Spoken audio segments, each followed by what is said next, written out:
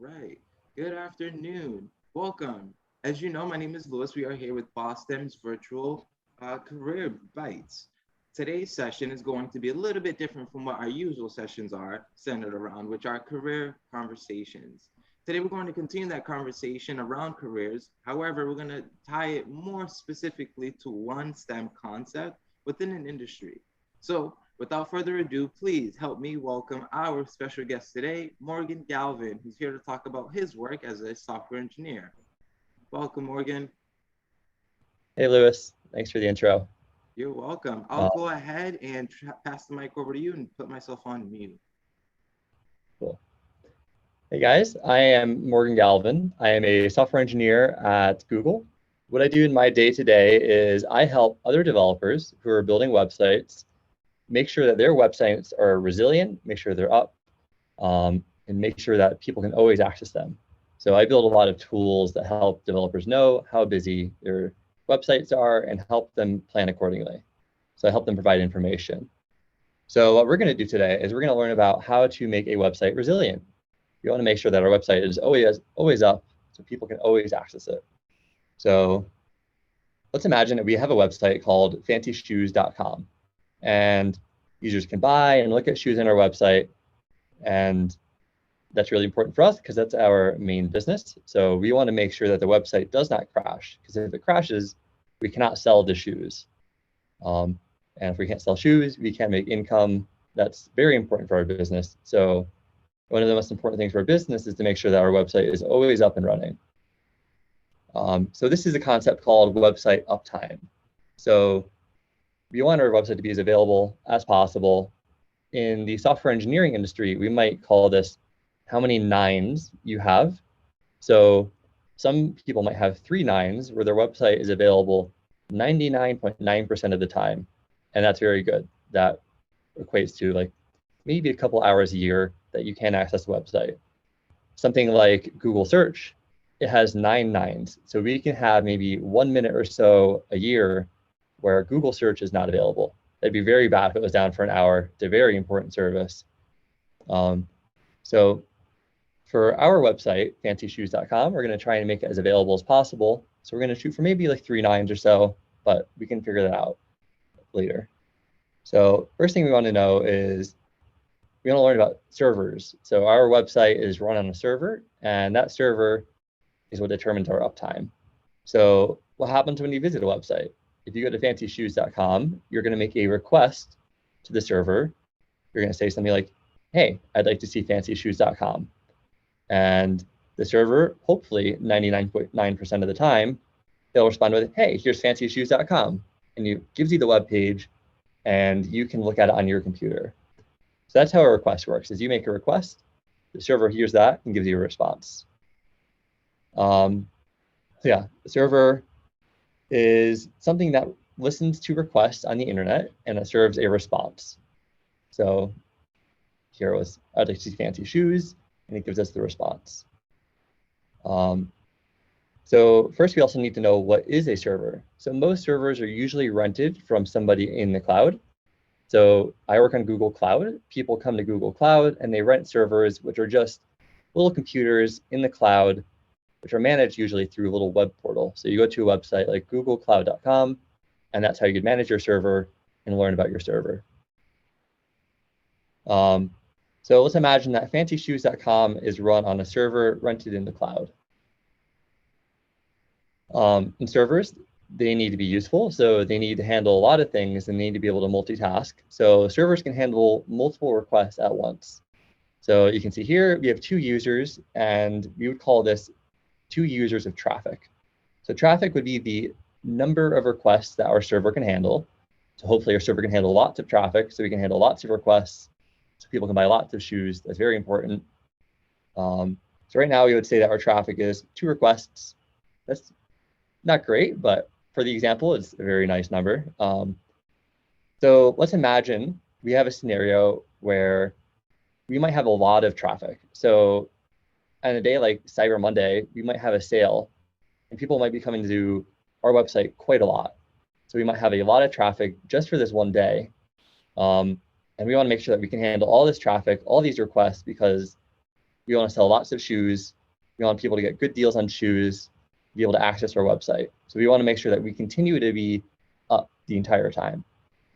So this might be what happens. You might get a whole bunch of people. So in this scenario, we have 6 people who are requesting fancyshoes.com. And unfortunately for our little server, that's too many requests. And unfortunately, it crashes. And that's not good for us because, well, now 6 people can't buy shoes. So there's a few ways that we can fix this issue where we can get more shoes for more people. The first solution is that we can use a bigger server. And turns out that works. We can use a server that's a little bit larger and it can handle more requests. What does that look like? What is actually a larger server? So a larger server will have more resources. Resources could be CPU, which is the way to process requests, or memory, which is to hold some temporary information about the request before we send out the response. The pros of this is that the more resources you have, the more requests you can handle. So if we scale up how many resources we have, we can handle more requests. This is called vertical scaling. The con to this is more resources are more expensive. So a faster CPU or more memory, that's going to cost more money. And if you're going to rent it in the cloud, it costs more money to rent that particular server. And sometimes you don't need all of those resources. So we might need those resources for Black Friday, but we don't need it for the day before or the day after because we're not going to have as much traffic. So a lot of our resources are not going to be doing anything. So we're going to be paying for something that we're not using, which is not very efficient from a business perspective. Another solution that we could do is we could have multiple servers. So here we have 6 requests still coming in, but only 3 of the requests are going to one server and 3 requests are going to another server. So we are splitting the traffic based on 2 different servers, and the servers can actually handle 3 requests at a time. It was the 6 request that was knocking us down. So this solution actually works really well too. This is called horizontal scaling. So instead of getting more resources, we're just getting more servers. And we're going to run the same website on the same server. So everything's going to be the same for the user, but we're going to split the traffic between the servers. The pros are the more servers you have, the more requests you can handle. So it's the same pro as before, but a different solution. Another big pro is that you can add and remove these servers whenever you want. So if you're not using a server very much, you can shut it down and divert all traffic to another server. So you can very easily turn on and turn off these servers based on how much you need them. That's a very nice part of having the cloud, is that you can rent these very quickly. And maybe one con is that it requires more work to manage because you need to make decisions based on, do I need 2 servers or 3 servers? You need to kind of figure that out and manage that yourself. So let's talk about that. How do we manage multiple servers? And a lot of it comes down to asking the right questions. And you need to ask some questions to get information to inform your decisions. So probably one of the more common questions, the first thing we want to know is, are my servers running? Because if they're not running, we need to turn them on. Servers crash, it happens, but that's probably the most important thing we need to do is figure out, is it running or not? And then next we might want to figure out is, how many requests did my server handle before it crashed? If we know this information, we can know in the future, I shouldn't let it get to this many requests. Otherwise, the server is probably going to crash, and then we can't serve the users. So this is a metric that we want to learn about. A metric is just a certain piece of information about a resource. And the resource would be our server. So this metric is very important for us knowing our limits. And then probably the last question we want to know is, now that we know if my server is up and how many requests it can handle, is how many requests is it handling right now? So if my server can handle 6 requests and right now I'm at 5 requests, I might know, oh, we're in trouble. It might crash soon if I get one more person that signs up. So if it's close to the limit, we should probably rent more servers. And the way that I help other developers know whether or not, the way I help other developers answer these questions is usually through graphs. So you might have a graph like this, which will show At a certain period of time, say like at 11:10 a.m., we only had 400 requests, and maybe 11:40 we had like 475, and maybe 475 was our limit. So that's like our threshold.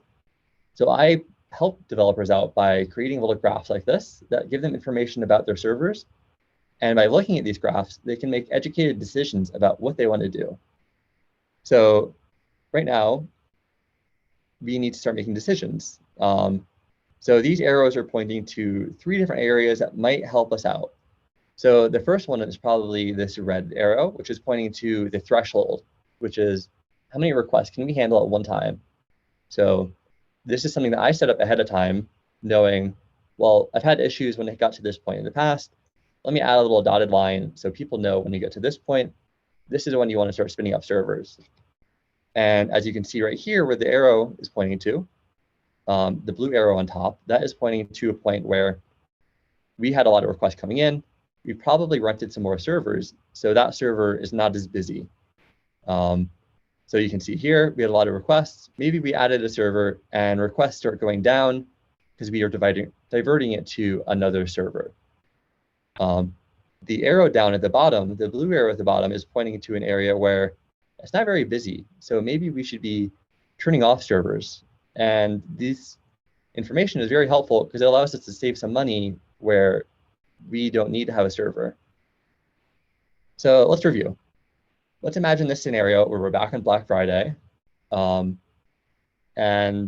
you can see there's a lot of requests coming in. We're at 5 requests, and we know from the past, we've crashed when we got to 6 requests. So what we are going to do is we're going to make a decision at this point in time. And we can vertically scale where we add more resources to the server. But as we learned before, vertically scaling, we might not need all those resources at any point in time. So maybe we should just add another server and split the traffic. So what we're going to do at this point is do what we did before, which is where we're going to split the traffic. So we're going to have 3 people going to one server, and they're going to be going to fancyshoes.com through that server. And then we're going to have 2 people going to that server. And the nice thing is, on this server, we only have 2 people. So we can add another 3 people, and they can be requesting the server.